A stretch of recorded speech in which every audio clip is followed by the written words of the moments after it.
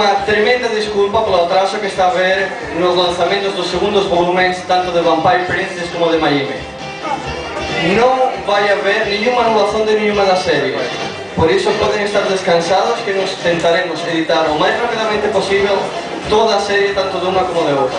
E vim apresentar e a dizer a todo mundo que até daqui a um mês e meio, em princípio no fim de outubro, iremos efetuar o lançamento de uma nova série que é Lupin o Terceiro, Lupin III, que se passou até no segundo canal cá em Portugal. Como veem, eu estou vestido de uma das personagens que o siguen.